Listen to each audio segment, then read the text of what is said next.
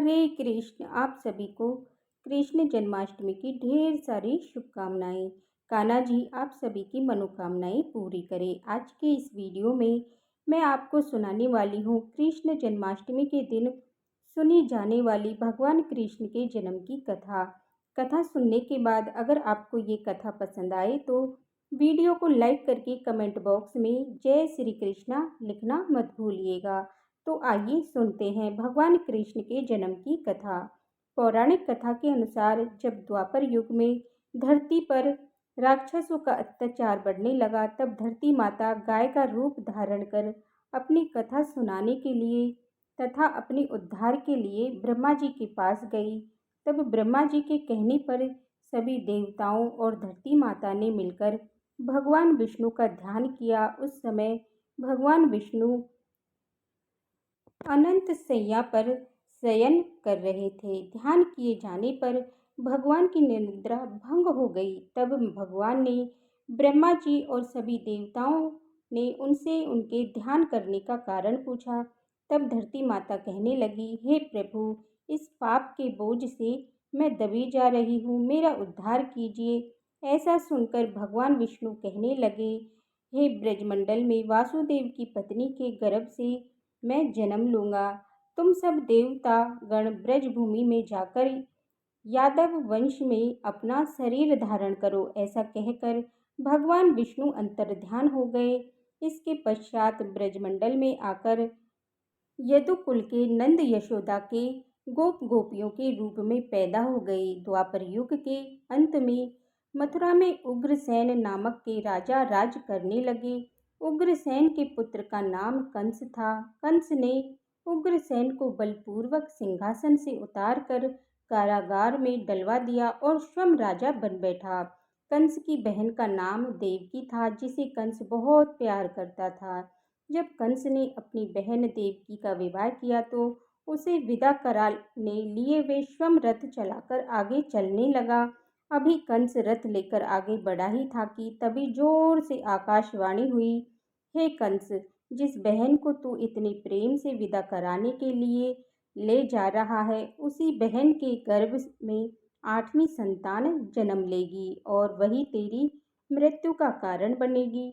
आकाशवाणी सुनकर कंस के क्रोध का ठिकाना न रहा। उसने सोचा, न देवकी होगी न उसका कोई पुत्र ही होगा। ऐसा सोचकर वो देवकी को मारने के लिए तैयार हो गया। तब वासुदेव जी ने कंस को समझाया कि तुम्हें देवकी से डरने की कोई भी जरूरत नहीं है। मैं खुद तुम्हें देवकी की 8वीं संतान सौंप दूंगा और उसके बाद तुम्हें जो समझ में आए तुम वैसा ही करना। कंस ने वासुदेव जी की बात मान ली और फिर वासुदेव देवकी को कारागार में बंद करवा दिया। तभी नारद जी वहां आ पहुंचे और कंस से कहने लगे, ये कैसे पता चलेगा कि 8वां गर्भ कौन सा होगा? गिनती प्रथम से या फिर अंतिम से शुरू होगी। इस तरह कंस ने नारद मुनि से परामर्श कर देवकी के गर्भ के उत्पन्न होने वाले समस्त बालकों को मारने का निश्चय कर लिया। यह भी भगवान विष्णु की ही लीला थी कि उन्होंने कंस के पास नारद जी को भेजा था। इस प्रकार एक एक करके कंस ने देवकी के 7 संतानों की निर्दयतापूर्ण मार डाला। भाद्रपद की कृष्ण पक्ष की अष्टमी को रोहिणी नक्षत्र में कृष्ण भगवान का जन्म हुआ। उसके जन्म लेते ही जेल की कोठरी में चारों तरफ प्रकाश फैल गया। वासुदेव देवकी के सामने शंख चक्र गदा और पद्मधारी चतुर्भुज से अपना रूप प्रकट कर भगवान विष्णु कहने लगे, तब मैं बालक का रूप धारण करता हूँ। मुझे इसी समय गोकुल के नंद के यहाँ पहुँचा दो और उनकी अभी अभी जन्मी कन्या को कंस को सौंप दो। तत्काल वासुदेव जी के हथकड़ियाँ भी खुल गई। कारागार के दरवाजे अपने आप खुलते चले गए और इसके साथ ही कारागार के सारे पहरेदार भी गहरी नींद में सो गए। तब वासुदेव भगवान कृष्ण को एक सूप में रखकर गोकुल की तरफ चल दिए। रास्ते में यमुना जी कृष्ण के चरणों को स्पर्श करने के लिए आगे बढ़ी। तब भगवान कृष्ण ने अपने पैर लटका दिए। चरण छूने के बाद यमुना जी का जल घट गया और वासुदेव यमुना पार कर नंद बाबा के यहाँ पहुँच गए। बालक कृष्ण को यशोदा के बगल में सुलाकर जन्मी कन्या को लेकर वापस कंस के कारागार में आ गए और जेल के दरवाजे पहले की तरह अपने आप बंद हो गए। भगवान कृष्ण की लीला तो देखिए, वासुदेव के हाथों में हथकड़ियाँ अपने आप पहन ली, साथ ही साथ सारे पहरेदार भी गहरी नींद से जाग गए। पहरेदारों ने जब कारागार से किसी नवजात शिशु की रोने की आवाज़ सुनी, तो तब उन्होंने इसकी खबर तुरंत कंस को दी। कंस ने कारागार में आकर नवजात कन्या को लेकर पत्थर पर पटक कर मारना चाहा, लेकिन वो कंस के हाथों से छूटकर वो आसमान में उड़ गई और देवी को रूप धारण कर कहने लगी, हे कंस, मुझे मारने से क्या लाभ है? तेरा शत्रु तो गोकुल में पहुंच चुका है।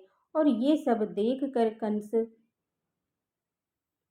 हतप्रभ व्याकुल हो गया। कंस ने भगवान कृष्ण को मारने के लिए अनेकों दैत्य भेजे। तब कृष्ण भगवान ने अपनी अलौकिक माया से सारे दैत्यों को मार डाला और फिर बड़ा होने के बाद भगवान कृष्ण ने कंस को मारकर और फिर उग्रसेन को राजगद्दी पर वापस बैठा दिया। कहा जाता है कि तभी से भगवान कृष्ण की जन्मतिथि को बड़े धूमधाम से जन्माष्टमी के रूप में पूरे देश में मनाया जाता है। इस दिन भक्त लोग उपवास रखकर रात को 12 बजे भगवान कृष्ण की जन्म की खुशियां मनाते हैं और एक दूसरे को प्रसाद खिलाते हैं। कहते हैं, कृष्ण जन्माष्टमी के दिन सुबह और शाम दोनों समय जो भी भक्त कथा को सुनता है, कान्हा जी आशीर्वाद उन पर सदा बना रहता है। कान्हा जी उनकी हर इच्छा पूरी करते हैं। भक्तजनों, ये थी आज की वीडियो। उम्मीद करती हूँ आज की ये वीडियो आपको पसंद आएगी। अगर ये वीडियो आपको पसंद आई तो मेरे चैनल को सब्सक्राइब करना मत भूलिएगा और बेल आइकन बटन को प्रेस कीजिएगा, जिससे कि हमारी आने वाली वीडियो का नोटिफिकेशन आप सभी को समय पर मिलता रहे। और कमेंट बॉक्स में जय श्री कृष्णा अवश्य लिखिएगा। हरे कृष्णा, राधे राधे।